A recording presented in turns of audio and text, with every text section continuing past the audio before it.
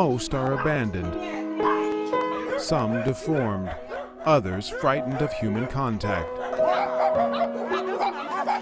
But all have no greater protector than Du Yufeng. These dogs have been spared a fate common to many stray animals in rural China: extermination or ending up on the menu.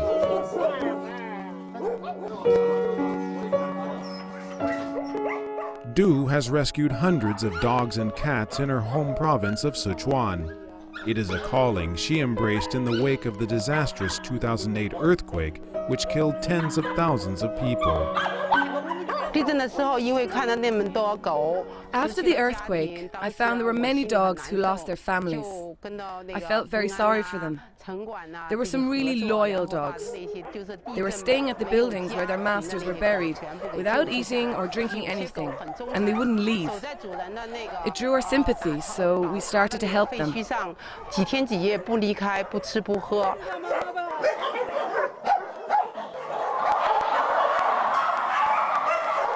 Du closed her lucrative private kindergarten and opened the doors of an apartment building she owned to create a sanctuary for small animals. She spends more than $60,000 a year, mostly her own money, to care for cats and dogs.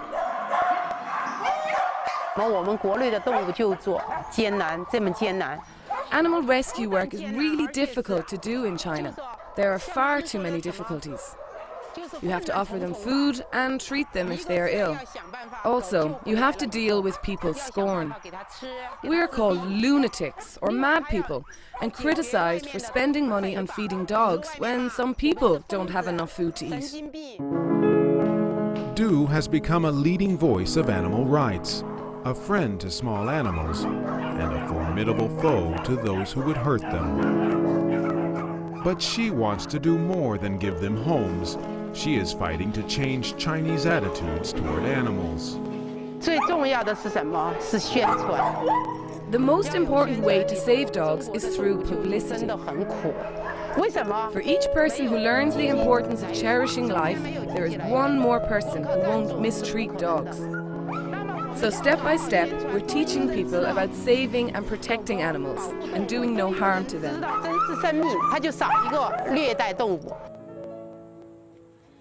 Just a few decades ago, owning a dog in China was considered capitalist. Today, pet ownership is exploding, and cities like Beijing and Shanghai have imposed one-dog policies to keep the pet populations in check. This has fed a growing animal rights movement, determined to stop practices they believe are giving China a poor reputation with animal welfare. Du Yufeng is not willing to wait. She is waging a personal crusade to shut down dog meat restaurants in her native Sichuan. Today, she and other activists have come to the town of Pujiang, an hour's drive outside of Chengdu. They are targeting a dog meat supplier on the edge of town. Our hidden camera follows Du as she poses as a new restaurant owner, looking to find quality dog meat for her business.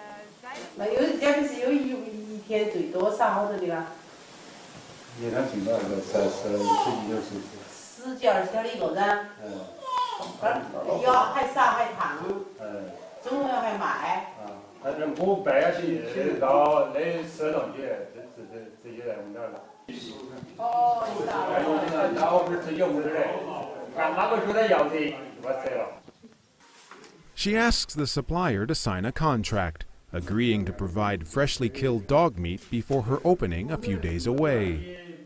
Selling dog meat is not in itself illegal in China, but Du has learned to exploit a legal gray area. Chinese food safety laws require all meat products to be inspected and certified, but few dog meat shops have such documentation. 我们排的有，它怎么杀的，怎么的一个过程，我们都排的有，都排的有。就在他那个房子杀，他从事这个杀狗已经30年了，而且在他手上杀的狗1万多只。Du takes her evidence to the local Industry and Commerce Administration and convinces agents to join her in paying a surprise visit to the supplier.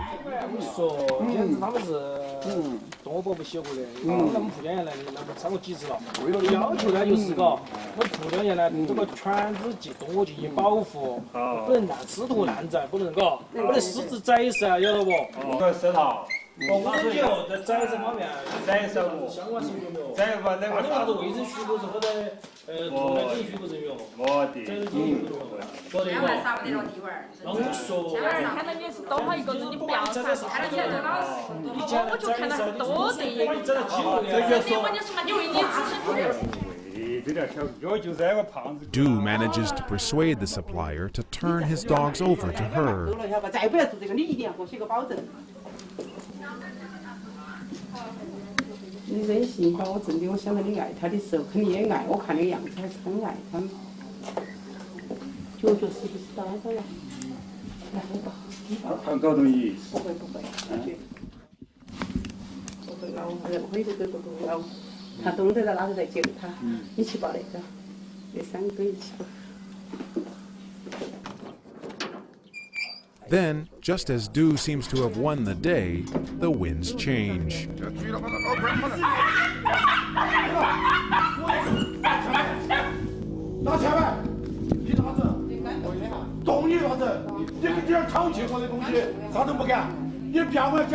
The owners of several local dog meat restaurants arrive in a rage.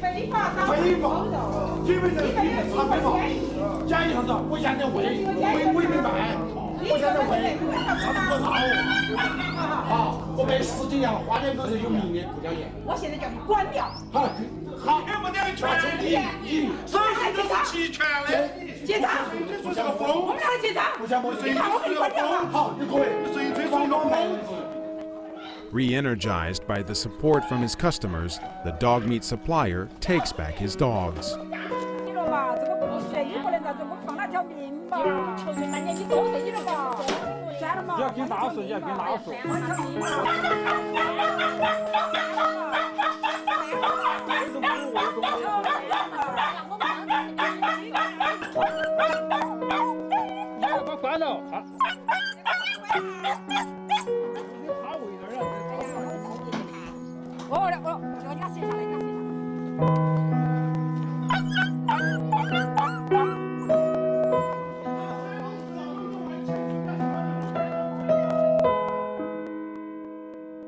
But the battle didn't end there.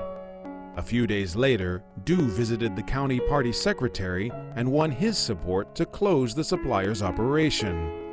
She returned and recovered the dogs, taking them to a nearby animal shelter for care.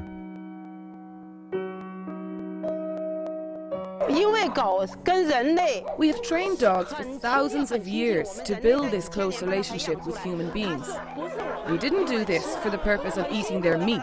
We put so much effort into training them so they can work for us, keep us company. They rely on us.